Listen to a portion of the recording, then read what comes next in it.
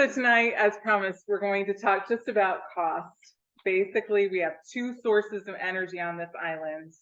We have ISO New England Energy Market, and we have Fox Islands Wind. ISO New England Energy, so we're going to refer to this as just the market or the energy market. The New England transmission structure delivers energy to us at the Park Street substation in Rockland. And then we wheel it across, CMP brings it to Glen Cove, and then across the thoroughfare to North Haven, and then, or across the bay to North Haven, then underneath the thoroughfare, and then to our substation. Fox Islands Wind has a direct transmission connection to the substation. So just from a high level, we have two sources of energy, the market and Fox Islands Wind, and that's what we're going to be talking about today. When we talk about those costs, we have to separate it out from Fox Islands electric overhead. So the crew, the cost of the crew, the cost of the poles, the wires, the distribution service, and all of that, that's a separate line item on your bill. That's not what we're talking about today. We're talking about energy only. Amy. Yes. I don't know, can we ask questions already? Yes. So you're not gonna, these figures here don't include the crew and the poles and everything. No. Now. Because those are costs we're going to have no matter what our energy source they're is. not part of us making energy, in other words. So they're not, that's why they're not included. So yeah. They're not included. We're not including them because we're just evaluating the cost of power tonight. We're doing an apples to apples comparison between just the two sources of energy that we have. All right, yeah, you know, you need infrastructure regardless of where you get the power. Yeah. So what I'm doing on this and how these costs are calculated is all in cost for the energy rate on the bill. So what does it cost to have that electron of energy, that kilowatt hour delivered on the island, ready to deliver to whoever turns on the light switch? So we're talking about, we're putting the power cost on the same level. So for Fox Islands Wind, that includes the capacity charge and the energy charge. And then for the market, it's the energy charge, but then it's the transmission charge. Part of the thing we want to talk about tonight is that a 10-cent a kilowatt hour CMP price is 14 cents by the time it gets to here, because I have to pay to transmit it to the islands. So that transmission cost is part of that cost. People say all the time, well, CMP is a good 2-3 cents cheaper than us. Well, CMP doesn't have to transmit it like we do. They don't have the transmission charges that we do. So I can buy all the 10-cent power that we need, but to get it here is an additional cost. And we have to consider that cost when we talk about market power, because if we can't get it here, it's really useless to us. So we're talking about what it costs us to get a kilowatt hour to our island businesses and homes. So when we actually look at those costs, that front door cost of energy, this is the chart on what those are. And I did put copies so that in case you can't quite see it here, there's copies of the presentation. Everyone has them on the table. So in 2008, we were paying 8.15 cents per kilowatt hour from the market. In 2009, it went up to 12.8 cents. So in 2010, that was the first full year of Fox Islands Wind. The average price for Fox Islands Wind was 6.26 cents, and the market was 9.8 cents. So it was a lot cheaper than the market cost at that time.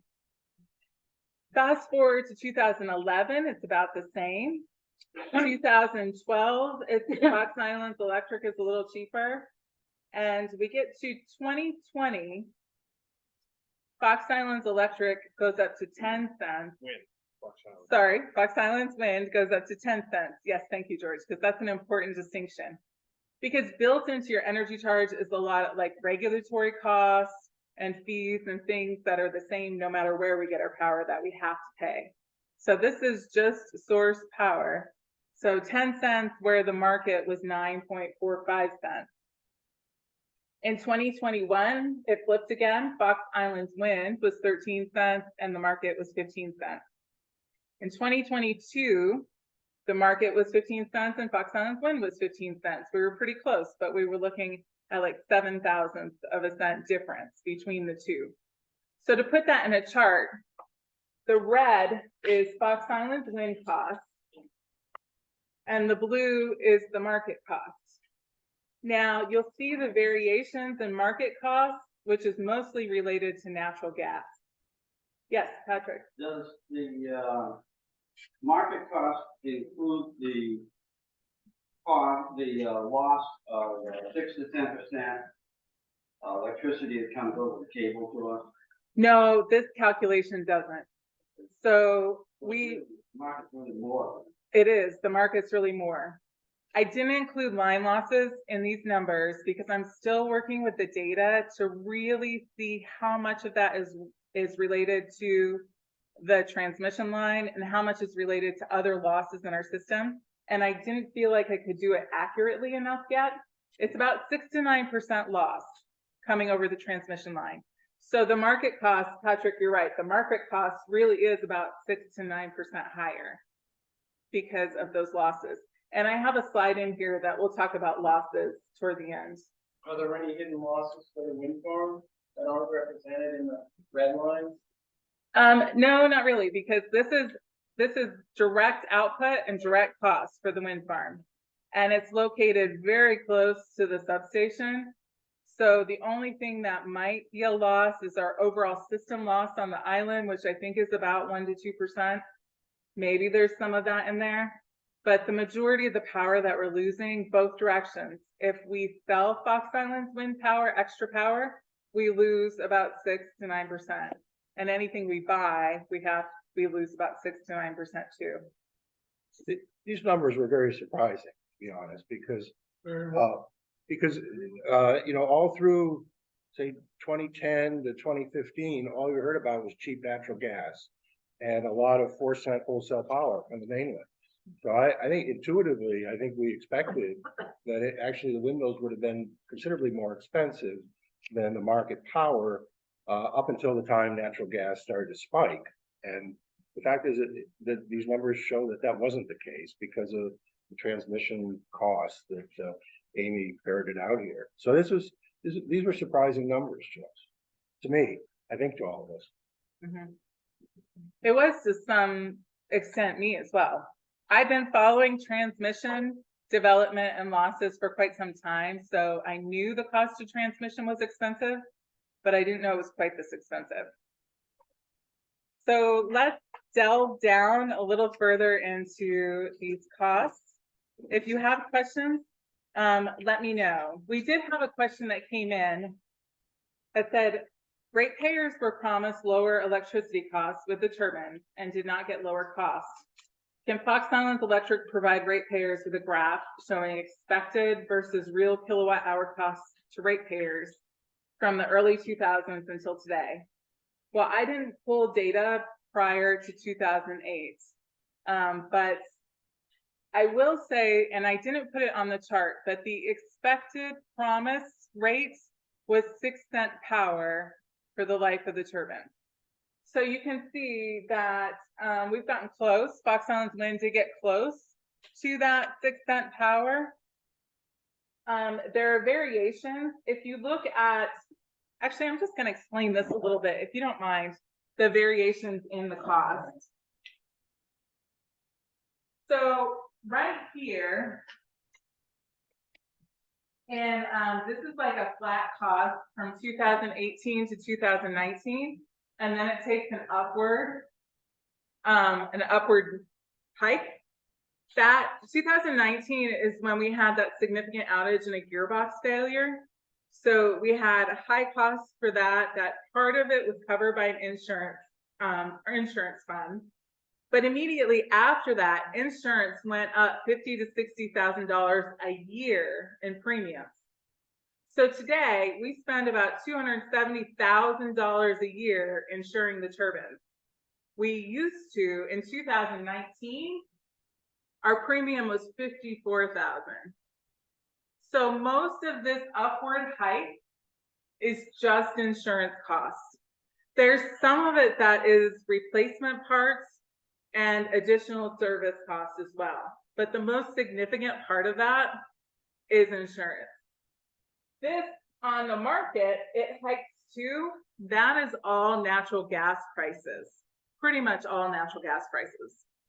So you can see that we went, there's a curve here, and then it was fairly flat, and then it went up. This curve was just litigation costs. Otherwise, it probably really would have been close to about 6 cents until right around 2016, 17, when a little more maintenance was needed, a few more parts, that type of thing to keep them running. And then we had the major gearbox failure. So that explains this. You see that upward hike, 2 totally different reasons it happened: natural gas, insurance, and related expenses, but they happened at the same time, which is kind of interesting that both market and Fox Islands wind costs went up significantly at the same time for 2 different reasons. I put this, Doug actually sent this article around, and I wanted to put just a clip of it because it was in the Associated Press last week. And they were talking, it was all about how electricity rates are dropping in Maine. CMP is dropping 35%, and Versant is dropping 24%, and it's due to drop in natural gas prices. But if you keep reading down the article, toward the end, it says, the reduction still leaves the standard offer nearly 80% higher than it was 2 years ago. So the whole article is about rate relief and lower costs, and you get to the end and it's still 80% higher than 2 years ago. So what we're dealing with in our rate hike and the higher market costs with the power we buy is not unique to us. I just wanted to throw that out there because it sounds like everyone's getting a good deal except for us. You just got to read more of the news article to see that there's a little bit of a fallacy there. So what goes into these costs? Each kilowatt hour of Fox Islands wind power has megawatt hour has a $15 charge. And then there's a monthly fixed charge of $93,735. That covers parts, services, monitoring, insurance, auditors, all of these fixed costs in running the company. Now, if you think about it, 270, almost 3 months of that capacity charge is just insurance. So it is a high monthly fixed cost, and then the energy charge on it. The capacity charge each year is calculated, and then we subtract out the costs that we can get, the funds that we can get selling our renewable energy credits. This year, we're getting $38.50 a megawatt hour to sell those credits. So it's cutting those costs $223,839,000 estimated for selling the renewable energy credits. Fox Islands Electric purchases and receives all the energy at the wind farm site. We deliver everything we can to meet our load, and the rest goes and gets sold to the mainland. The capacity charge means that we're paying for them whether they run or not, basically. And so that's why, I mean, I always tell people, you want those things running as much as possible because you're paying for them regardless. And if when they're not running, it means you're buying power in addition to paying for them. And that's, I mean, that's the biggest issue in terms of keeping them running. Or when they run steady and hard, our rates should show some relief. Well, especially if you look at the energy charge that's in the contracted price between the electric co-op and Fox Island Wind is 1.5 cents a kilowatt hour. So when you were putting the slides up earlier, that 6 cents was what was promised. And then the other charts are showing anywhere from 10 to 15 cents are the real costs on the mainland. The contracted price is 1.5 cents a kilowatt hour. Plus there's this capacity charge, which is like a fixed monthly cost. The bottom line of all that is, as Chuck said, if we can generate constantly and generate even more power, that's gonna be coming in at 1.5 cents a kilowatt hour, Mhm. which the more of that we generate, the lower the overall cost would be in our bills. So it just reinforces that we need to keep these things running to save money. There was a question that came in asking us why we didn't just shut down the wind turbines and walk away until we found storage technology or were able to run them more efficiently, quieter, till other tools were available. And going back to George and Chuck's comment, we pay for them whether they're running or not. We do the best, the absolute best on our power sales, on our power costs when they run consistently. So the market power, we pay the price of the market at the time that we take the power. So November 30th at 8:30 a.m., the cost was 14 cents, which is very high for a morning. But we don't really have a choice. When we need the backup power, we purchase it, and we purchase it at the cost that it's there. This is the transmission diagram. I am not going to explain this too much, but this is what we're paying for. I'm not leaving till I understand that fully. Do you see that little red circle? That's where the Park Street substation is. So in relation to where all the generating sources are and the delivery to Park Street and the cost of power on the system, for example, when there's a limited amount of supply on the system, the cost is higher. And when it's over the transmission line, but when there's a lot of power, the transmission line, the capacity is full, so there's a higher capacity cost. And anyway, I would love to sit down and talk with anyone who would like to understand this a little better, and we'll go through all of it. But I just wanted to put this out there to say, we're paying a portion of this system in our monthly capacity charge. We pay for use of the system whether we use it or not. And then we pay for the rate of the actual kilowatt hours that we use the system to deliver. So just like Fox Islands Wind has a capacity charge you pay for whether you use it or not, we have a capacity charge that we pay for the transmission whether we use it or not. And then we have extra costs of the actual power. So transmission costs have significantly increased over the last decade. I just wanted to put a chart up here. We pay a portion of this cost. We do not get to decide what gets built. The more that gets built, the more we pay for. And with renewable energy, you need transmission to get that energy to the market. So every time we add additional transmission, we're adding to the overall cost of running the transmission system. So it's a New England process. It's one joint ISO New England. I don't even know if I want to get into the energy market or the transmission. I would love to talk to you about it later if you want to. Let's not get it too complicated now, but it's a whole process. Our wind farm is part of the New England footprint, energy market footprint, which is why we can sell to the market. Yes. Just want to be clear. I inferred from what you said, if more transmission is built, if we have no control over it, these costs go up. Yes. So were you implying that if someone decides to put in a solar farm somewhere, that solar farm drives these prices higher? They have to build a transmission to get it to the market. But once they do, that transmission becomes a part of the overall footprint, and we all pay a cost for that transmission. So you used to have just a big plant, and that plant had a couple transmission lines to substations and delivery systems.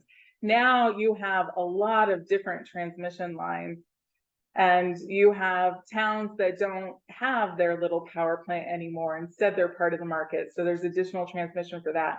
As the transmission system grows, the share that we pay of it grows too. Now, we've been lucky a couple years. So our cost is determined, our capacity charge is determined by 1 hour each year. That is the peak for the overall New England. When New England as a whole peaks and is using the most power, our percentage of that power is the basis for our capacity charge. And that capacity charge is each month. We've had 3 years where for some reason in late July or August, our wind turbines are really spinning and we have no share on the market. So our capacity charge is like $10 a month, which instead of like $18,000 to $25,000 a month. So we've seen incredible savings those months, James, I think, those years. but we were saying, if as solar increases in ISO New England generally, as more distributed power develops on the mainland, that does increase transmission costs for Vinyl Haven, because we're part of that, we're part of ISO New England. So as solar develops on the mainland, as other forms of power power demand increases, it's going to increase transmission costs. So the decentralization of generating power increases the cost of transmitting power. Yeah. Because instead of having a 650 megawatt gas-fired power plant with one giant transmission line, you have dozens of solar and wind farms scattered all over the countryside that all need to be interconnected. So that's, That's what the spaghetti chart was. Mm-hmm. Yeah. So our transmission line is part of this as well. I mean, we have our piece in it, a small piece, I guess.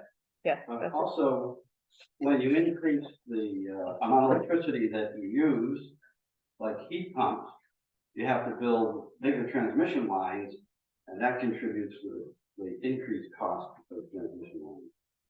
Mm-hmm. Yes, if without a doubt, the more we use electricity as a society, the more facilities we need to deliver that. So transmission costs have gradually increased. It is projected to be flat from 2023 to 2024. I'm pretty skeptical about that because our costs are continuing to rise each year with the transmission. So when we go back to this energy cost comparison, we see that transmission is an essential, expensive part of market power costs. You really can't get around it. I received this question, and I'll read it all. It's actually quite lengthy, but we do want to answer it. Wind turbine installations are successful when they are sited far from residents in high numbers to minimize intermittency and maximize wind capture. They are also successful in locations where energy storage and distribution is built into the system. This context seems very important since there are enthusiasts for wind energy in our community. Would Fox Islands Electric, here this case is Fox Islands Wind, please explain that context? That however the popular wind turbines may be in our community, a small 3-turbine installation in a location with inconsistent winds and noise constraints by the state of Maine that must incur energy distribution costs at 2 times through the submarine cables cannot lower our energy costs. So breaking this down, I think one of the questions is, can the 3 turbines with inconsistent wind, all wind mostly is inconsistent. Offshore wind is probably the most consistent, but there are other factors that come in with offshore wind.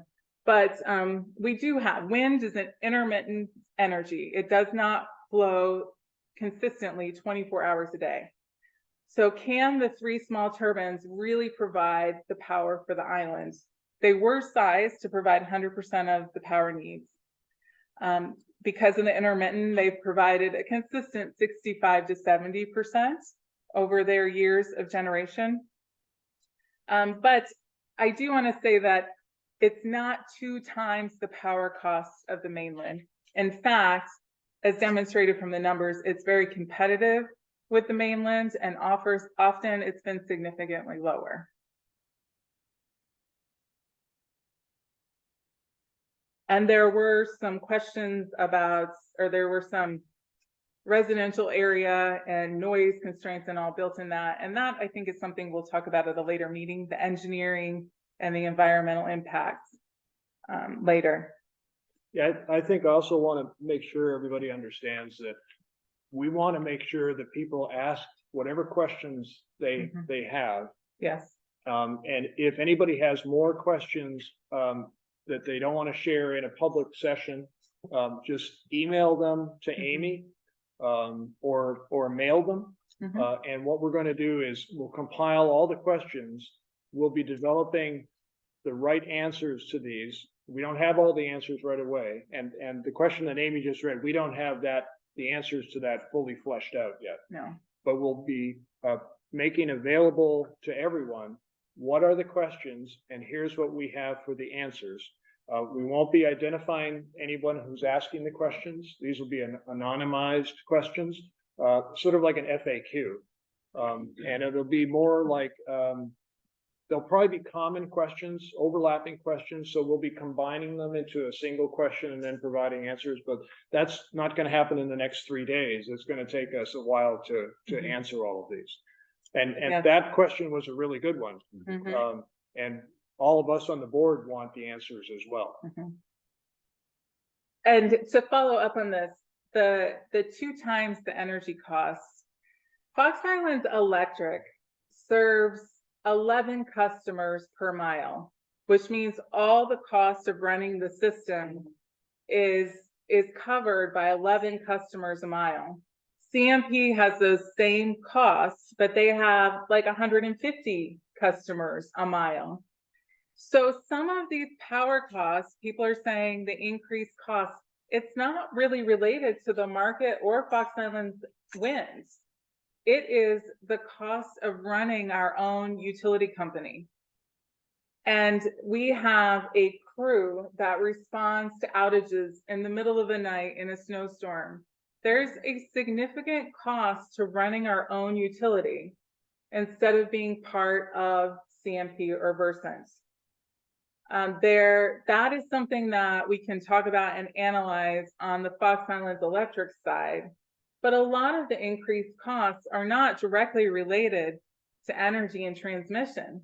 They're related to overhead and the cost of fuel and the cost of labor and insurance and poles and wires and reclosers and everything else that needs to be provided to provide service to this community.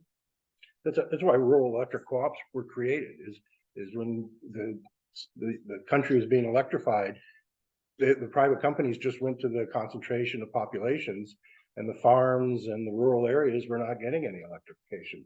And that's why FDR passed the Rural Electrification Act that created the system that allowed electrification to happen in rural areas. But there's an inherent competitive disadvantage there. This is a slide that speaks directly to what George was talking about. We had a question though. Yeah, Eric. You know, getting the idea, if we didn't have the co-op, we didn't have the crew. I mean, would the big guy have to come over on the boat with the cherry picker to fix things? Yeah. See, so we'd really be in the dark. We would. The way pretty much every electric utility works is they restore power centers first. And we are going to be at the end of the line because our population centers, because we just don't have the population. So by the time they got everybody fixed and reconnected after a storm on the mainland, they'll send a crew out here to determine what's wrong. And then they'll come back probably the next day on the ferry with crews to address it. And for an example, does everyone remember the Christmas storm, Winter Storm Elliott last year? Our crew, I'm so proud of them. Our crew, we were down 2 guys too. So we had 2 guys, a 2-man crew with groundmen to help, local people that were not linemen, but that were helping, that were paying to help. And the storm started on Friday with the first outage. We had everybody back on by Monday afternoon. CMP had everyone back on the the next Friday afternoon. So they would have sent somebody else out here to assess the damage probably Wednesday or Thursday the next week. That's probably what would happen. And we had already been back up and running. We were one of the fastest utilities to get back up and running after that storm. Do we want to pay for that? Do we want that? That's a community value that we have to choose. And it's really, so some of the questions, we really do have to look at the cost in different ways, because that is a different cost for a different service and value that is on the Fox Islands Electric side. And I will absolutely admit that it's more expensive than the mainland, but I'll argue any day that my crew's better. So yes, they're not here, but thank you. So George, did you want to speak to this slide? This shows the historical cost per hour and the amount that Fox Islands Wind generates. And you can see how it inverts. So lower cost, higher generation. Well, you just said it. I mean, really, this demonstrates, when Amy first produced this slide, I wasn't surprised at all that the last several years, basically where we've had mechanical problems with the turbines so that they aren't spinning and are not generating power, our costs go up. And like we said earlier, the best way for us to achieve cost savings is to keep the turbines spinning and not have them broken down. The other thing that this shows is the amount of generation that we have fluctuates depending on the wind resource itself. And what isn't shown on here is the demand curve for the island. Because there are many times that we're generating wind power and everyone's asleep and they're not running their, dryers or washing machines or other things. And that power is almost going to waste. It's not going to waste because we're selling it onto the mainland. But as we talked about last week, we're losing 6% of that power by shipping it through the submarine transmission line just through resistance. So even though we might generate a megawatt, we're not getting paid for a full megawatt by the time it gets over to the mainland. And then there are times when the demand outstrips what the wind turbines can generate, particularly in the summer if you've got air conditioners going. And if there's a low wind resource, like in August, we have to buy power from the mainland. And we end up having to pay an extra 6% to ship that power out in the submarine transmission. So this curve really, for me, the most important thing was the orange line, which is, the actual cost. And if these turbines were spinning when they were supposed to be, that line would not have been skyrocketing up, it would have been flat. So for us, that's the number one task, in the short term, is to get these turbines fixed, get them spinning, and get them to be reliable, so that we can meet the need for everybody. And, an issue we spoke about the last meeting is not a sexy issue, but it's maintenance. And that's something that the company has been looking at and ensuring occurs, that the crews have to be out there getting parts here, making certain that our GE maintenance contract is good and they're here on time on a regular basis. Because when these work, the chart shows the results, but keeping them working, keeping them spinning, especially old turbines, has to be a real priority in the short term. And I think one of the things too that relates back to the question that was asked about 3 turbines and can they meet the demands for the island? They absolutely can if they're running full speed. The wind is blowing and all 3 turbines are working.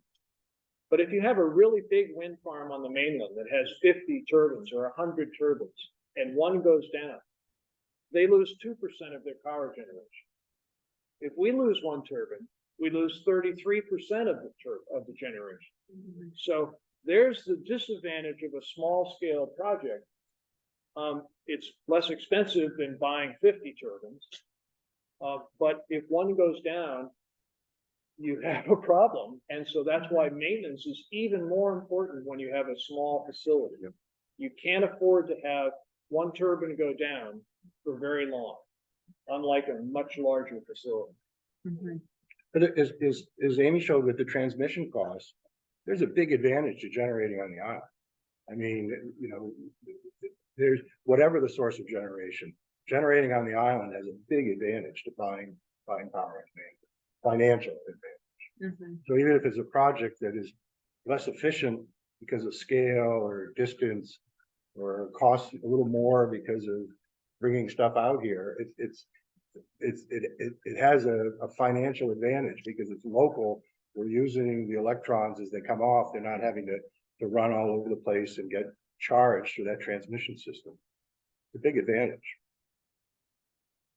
If we look at this exact same concept from market power, the market power and the energy costs pretty much track together. There might be some market options.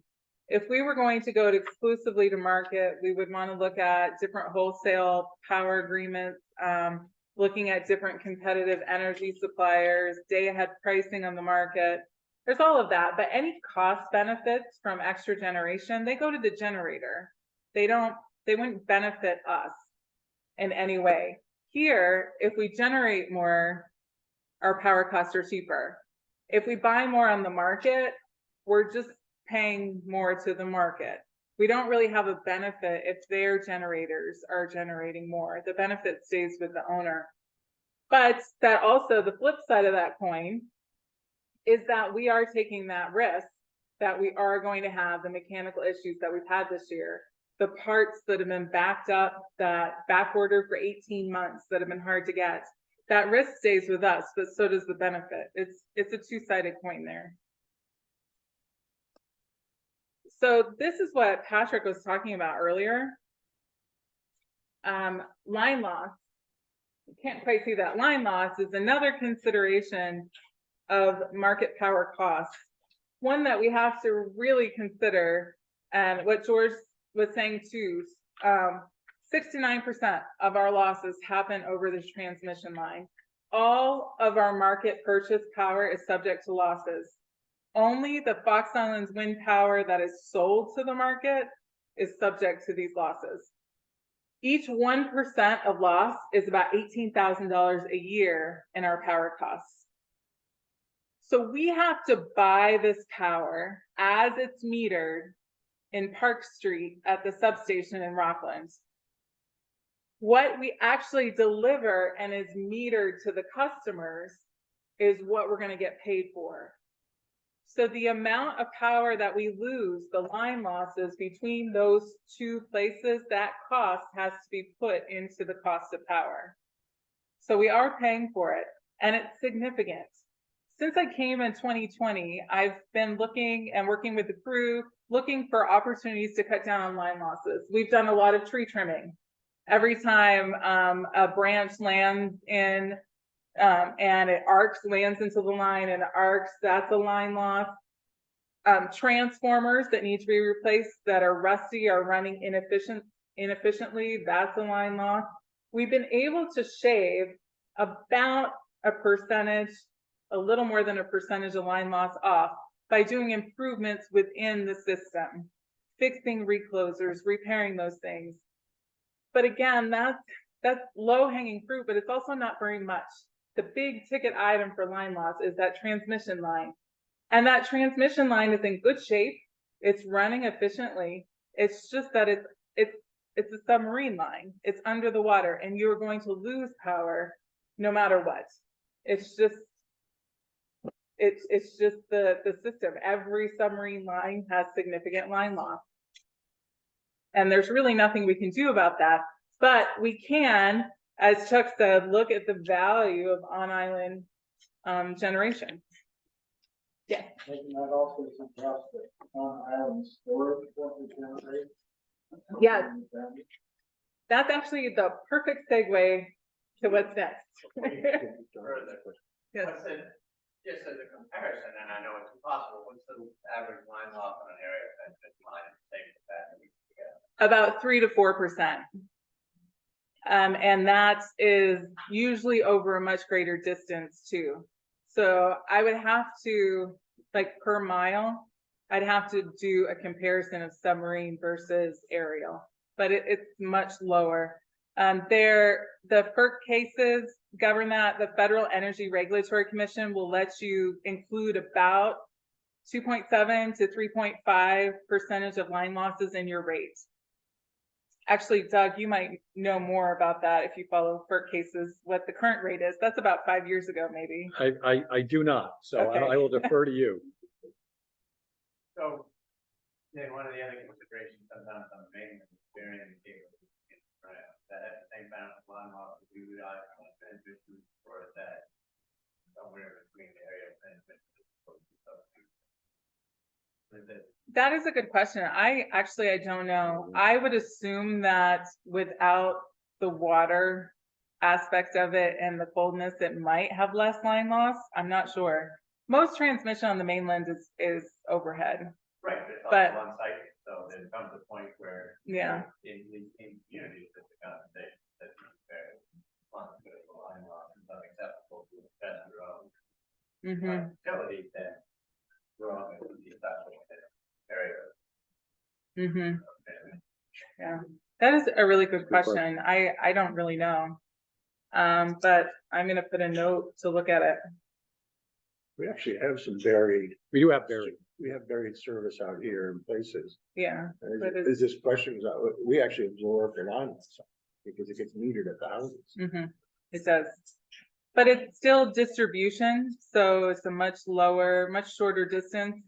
And it's at 12.47 kilowatt, or the rating is, so the amperage, KVA. What's the right word? So So- the distribution out here is not nearly that whole area where you. No.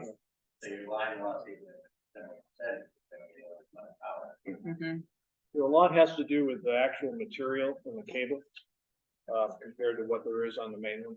And so you have to have a pretty robust cable to survive submarine transmission.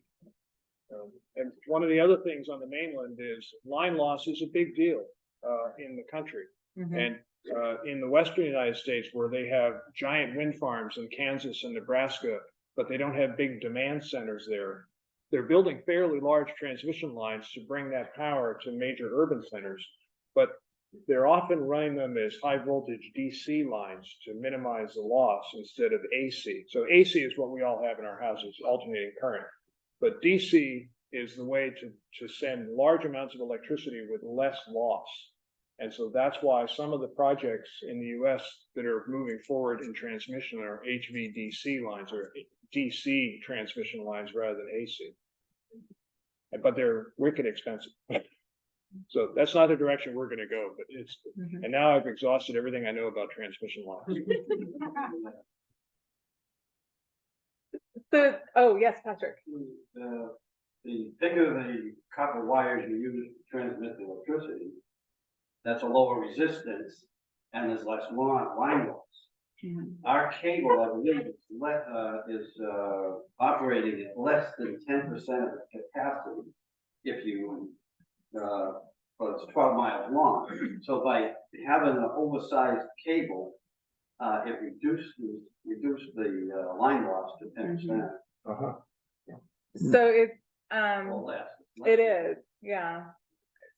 The other side of the coin, though, is that we do have room to grow. So as electrification Yeah. increases, we still have pretty good capacity on that line to handle it, if we need it. To go back, did you have another question? I was going to, Yeah, before you get to the storage segue, does electricity transmit better with cold lines or hot lines? Cold. cold, And so wouldn't the But- submarine cable that? would insulate it. The mud, actually, because it's buried, we have less line losses because it's buried in mud. So yeah, it might than the overhead. But I'm just really not sure how it compares. But I know that it loses a lot more than the overhead aerial transmission line. But I'm gonna look into that and look at line losses and see if I can put out something on our website or at a future meeting about different types of transmission and where we compare. So our average cost of energy, this is all in energy rates. We see that I have the average cost of energy goes from a little over 6 cents in 2010 to about almost, well, not quite 19 cents in 2022. So that's the all-in cost. That is Fox Islands wind, that's market, that's regulatory costs, that's class 2 renewable energy credits. This is all in what we pay. And then I overlaid it with the Fox Islands wind generation, Fox Islands wind market sales, and the Fox Islands wind purchases. If we looked to battery storage, where we could keep that power that we generated on the island and use it when we needed, you'll see that the market purchases decrease significantly, but the cost of power actually goes down about 2.5 cents in 2022. And there are savings each year when you look at that. So here's a battery storage comparison.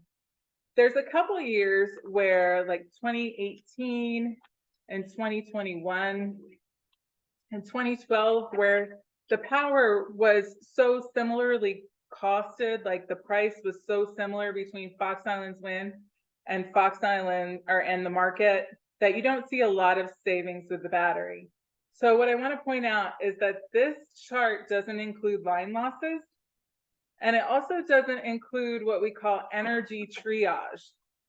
So for example, if you have a battery that's full and wind is generating, the market sales, we could get a high cost for that wind energy. We could sell that wind energy at 15 cents, even when line losses. And we can run our battery with what we charged last night at a 2-3 cent market in peak power. We could serve with the battery while we sold the wind energy to the market at a profit. Energy triage allows you to store cheaper energy to use it during expensive times. And if you pair it with a renewable resource, you can sell into the market when it's more expensive and use your cheaper stored energy to serve your load. There's different things you can do with a battery that are not shown on this chart. This chart is pretty much, would we save energy if we kept 100% of the Fox Islands wind power, didn't sell it, and used it when we needed it? And the data says, yes, we would save money. Our power costs would be lower. So it's just a timing of the day issue. Yeah. If you're selling in the middle of the night, you get nothing for it. But if you sell it at 6 o'clock in the evening, you get prime dollar for it. Mm-hmm. Amy, Yes. are you able to figure out the cost of, owning storage? Like, would there be insurance on that? Is that a foreseen expenditure at this point? That is a option that we're investigating. Yeah. We don't really have all the costs for that yet. Yeah. But it is this data, this chart and this data shows me that it's something that we should consider. Mm-hmm. And it does go to one of the questions that, the question was, if the Fox Islands wind site is too small to accommodate more larger turbines because of site limitations, noise limitations, isn't it time for ratepayers to be protected from high costs until energy storage to provide sufficient energy to the customers on demand is solved? So part of that we already answered. We pay for the wind farm whether we use it or not. More generation is going to decrease the cost on that side.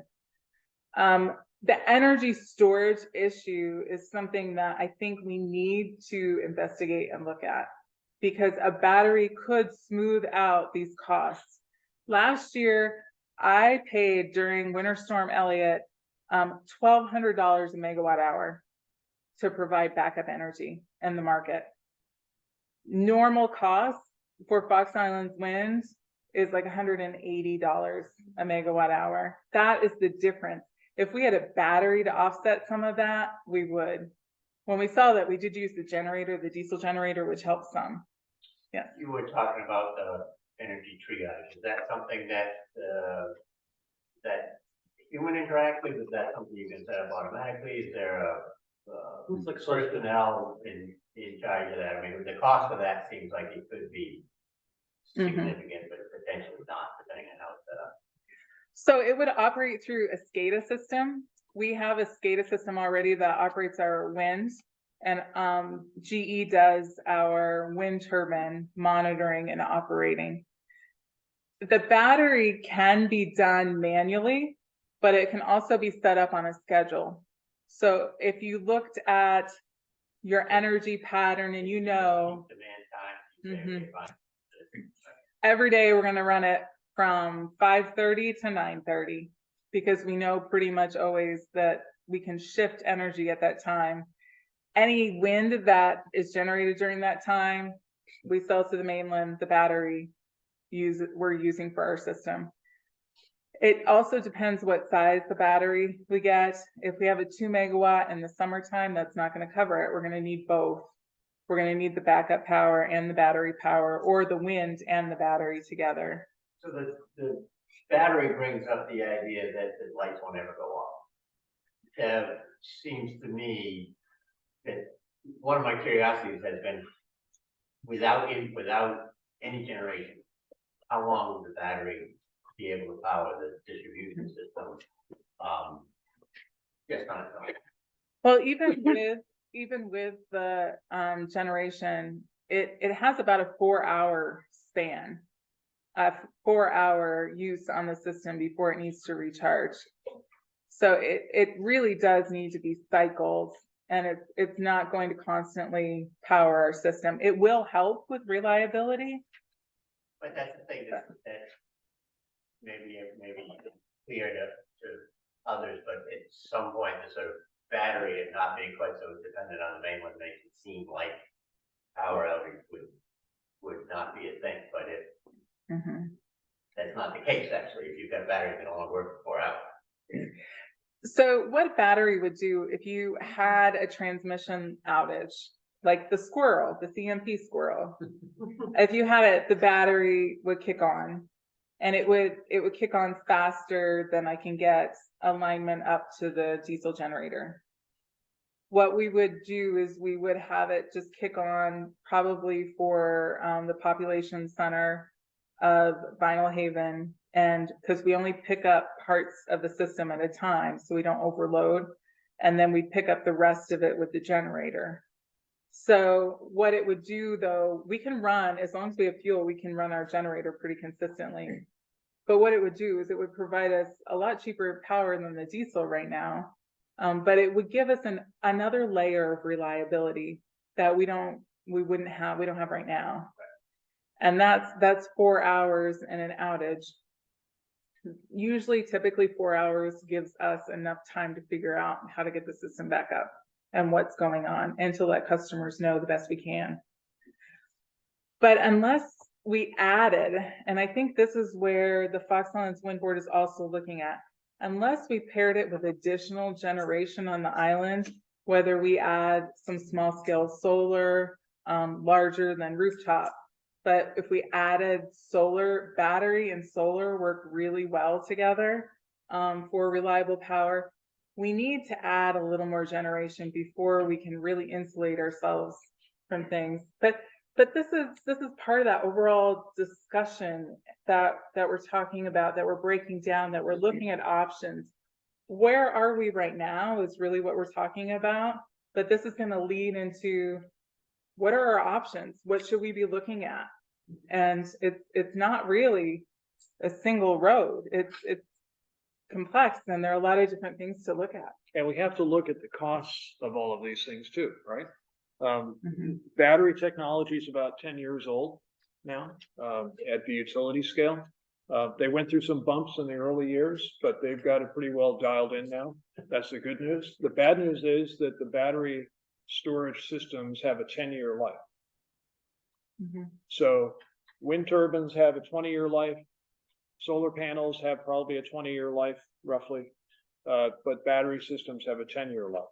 So whatever we spend on a battery system, we're going to have to spend that again in 10 years to replace it. So those are the kind of things we need to factor into all of our analysis, is look at capital purchases, maintenance costs, replacement costs, decommissioning costs. If we decide to tear everything down, there are costs for that as well. So we want to look at, pretty clear eyes at all of this.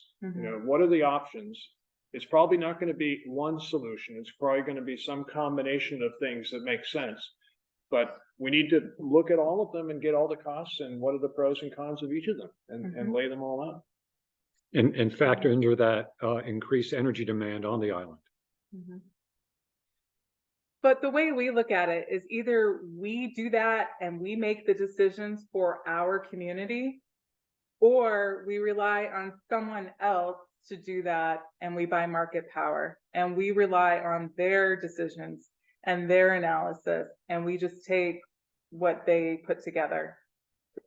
You have to look at the whole thing all together, and it comes back toward what is our value? Do we want to do this ourselves and be responsible for our own energy decisions, our own energy risks, but also reaping the benefits? Do we want to make these decisions as a community, or do we want to rely on someone else to make them and just purchase from the market? That's really the two big options that we have.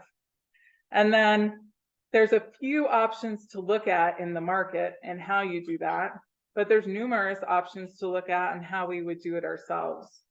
And that leads perfectly into our conclusion. Market energy is more expensive than on the mainland due to transmission costs.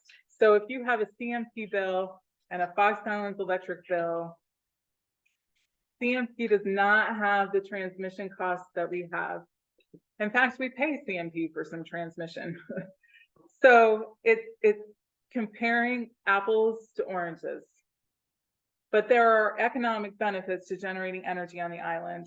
And those benefits we really actually saw when it came down to actually looking at the actual power costs. Fox Islands wind has been lower or very competitive to the market because of the cost of getting a kilowatt hour here to the island from the market. That is something that I don't really think the community has looked at through that lens. And I think that was why we really needed to get down to the actual data, the cost data. So going forward, this board, Fox Islands Electric, it's a two-pronged approach. We definitely have to just evaluate and discuss the future of the current wind turbines as they are right now. Our goal right now is to get as much generation out of them through maintenance, through repairs. We have this investment. We've already paid for it. We don't finish paying for these turbines until the end of 2029. We are going to pay for that whether we get generation out of it or not. So we need to get the most generation out of it and be as efficient as possible with the investment that we've already made. The second part of that is the future of that site. And that is a community decision that we're going to be looking at a lot of different avenues and have a lot of data about. The second is definitely just going back to market or do it ourselves, evaluate and discuss generation options. And what do we do from there? So we have a website. We're putting more information on there as daily. The video of this meeting will be on there. I'm going to clip out that first technical failure that I had. That won't be part of the video that I post. Again, my apologies to the people joining online. But our email address here, Facebook, we're going to be having more of these meetings in 2024. I hope you join in. This is it's good work. It's a fascinating discussion and it's good work. It's something that's worth our time as a community to look into. Are there any other questions that we can answer tonight? Yes, Phil. Well, what accounts for the extraordinary increase in insurance premiums? The gearbox failure. Yeah, the gearbox failure initially, and then across the country, the faults on different wind turbines have really increased the insurance market. But the wind turbines are machines, essentially. So the insurance company, this is kind of the first wave of claims that they're seeing these break down and what's going to be covered, what's not going to be covered in the future by the insurance. I think the insurance is going through a lot of flux. And eventually they'll come out with what is the appropriate way to insure a wind turbine and what does it actually cover? Because some of these things I don't think will be covered in the future. And what are the uncertainties about the site? About the wind farm site, You referred to them at the closing there. You referred to uncertainties about the site? oh, well, I think what we're gonna do next, what is the future of the wind turbine site? These current turbines have been operating for 14 years now. If they have about a 20-year life, we're coming down to making decisions. I think this is a community decision, a community vote, and the path forward and what this community decides to do is uncertain. At this So you're time. talking about the turbines, not the land. Yeah, no, not the land. The land is owned by Fox Islands Electric. So that's, I don't want to speak for the Fox Islands Electric Board, but I would assume if it doesn't have use for the land, it would eventually sell it. It's a big benefit for us to own the land now. Yes, We are in charge, we make decisions. and it saves us $32,000 a year by financing it ourselves. Fox Islands Electric owning it and leasing it to Fox Islands Wind for the project saves $32,000 a year in power costs. This may be a foolish question, because I don't know much about this, but if some people have the ability to generate electricity on their property through solar panels, if we could capture some of that energy, and I'm assuming that gets sent over to the mainland if it's excess and not stored on the island. If we could manage to save that on the island and make more of it and save it on the island, wouldn't that be a benefit to augment the turbines? We need a lot more of it. And net metered solar actually costs Fox Islands Electric customers more than the benefit of it. Solar, if it was owned by the cooperative, the net metering offsets the full costs, including Fox Islands Electric transmission distribution costs. I end up paying solar customers for services that the company provides them. Like the way it's set up, net metering actually costs our customers quite a bit. If we were going to do large scale solar, I'm not sure if we have enough open property to actually do that, but I think large scale solar can be part of the solution, but I don't think rooftop solar is because of how expensive it is. If solar is costing the co-op money, why can't we have rate for that so that people are paying their fair? She's working on that. Yeah. Good, because fair is fair. Yeah. But what about small wind turbines on properties? Yeah, they Like just, old windmills that, people have to, for water pumping or whatever on farms and ranches. Could we generate power with those and save it somehow? Not Instead of just enough. relying on the turbines. Yeah. the small scale turbines are pretty inefficient, Mhm. and mostly because they're too low to the ground.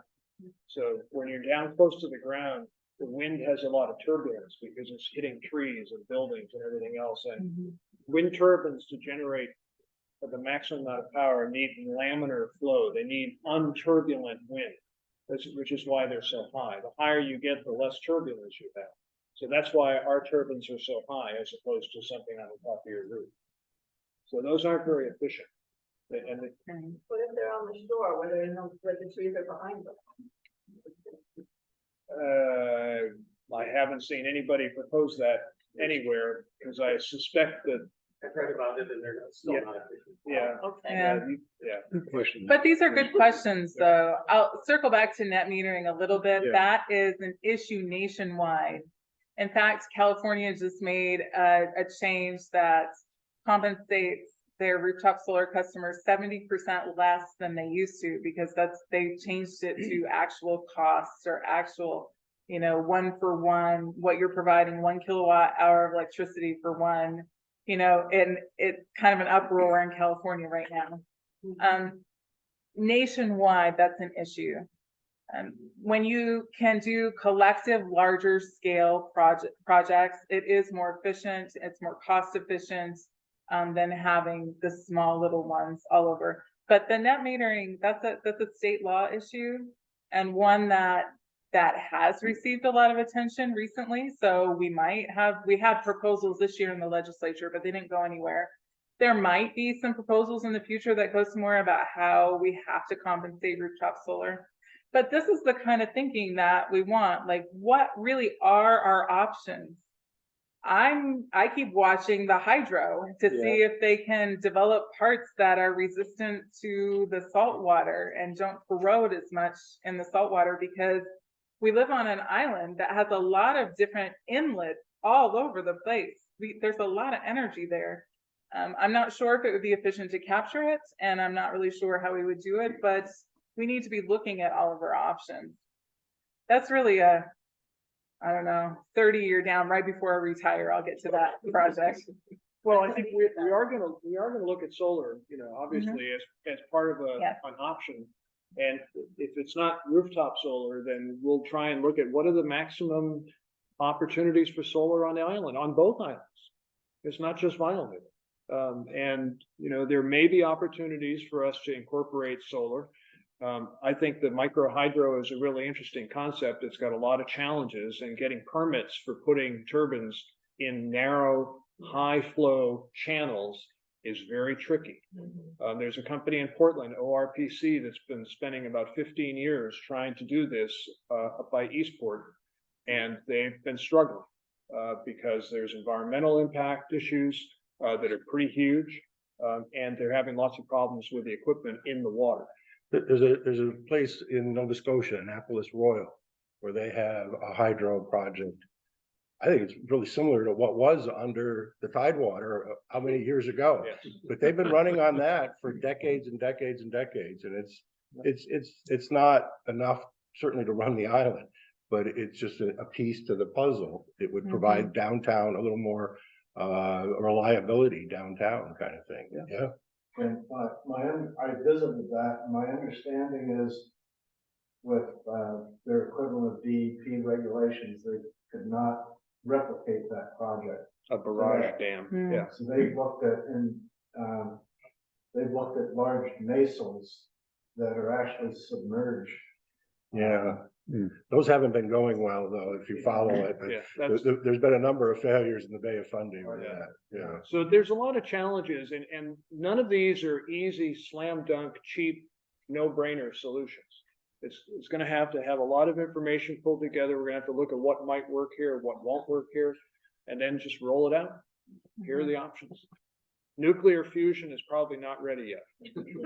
A little plant the size of this table, you know, running on neutrons or whatever. You know, that's what EV submarine, secondhand sub. you mean some used nuclear power plants from the Navy? There are a couple questions online. One is, please repeat the audience questions, and I haven't been very good about that tonight, so I will try to do that for future meetings. What is the timing for these analyses to be completed? I'm very curious to find the findings. It's an ongoing process. We're doing a lot of number crunching right now, and have been focused a lot on where we've been. And we've built kind of that foundation where we really understand we are all new to this project. None of us were here when the original board and the original management put the project together. So really understanding where we've been and how we got here has been fundamental to our process. So this is next. It's going to be an ongoing process. And another one, we'd love to understand the various scenarios you're putting together and the plus and minuses of each. And all of that is going to be part of future work that we are working through. We'll be interested to hear that too. Yeah, we're going to be fascinated to find out.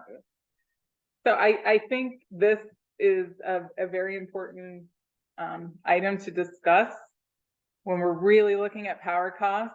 The Fox Islands wind turbines really haven't been 2 to 3 times the cost of the mainland power.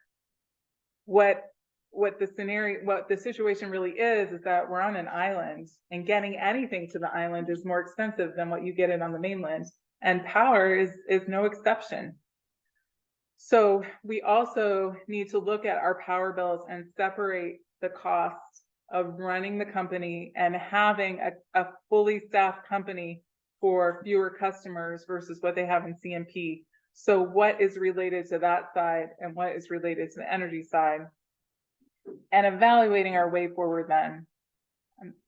Really, I think taking an honest look through this data at where the wind turbines have brought us as a community. So is anyone else surprised by the numbers like we were? No? Yes. Shrugs. I knew Just curious. I knew it would be close. Yeah, it really, I think, comes down to the values of this community, and the board is committed to putting any kind of decision or path forward or anything out there for a vote, which is a recommendation. The vote would actually be called for by the Fox Islands Electric Cooperative, so not by this board here. This is an investigatory board. They're doing a lot of work, looking at proposals, options, crunching numbers. But at the end of the day, this is really, it's a community run cooperative. It's community owned. The community makes these decisions. Well, thank you very much. Thank you.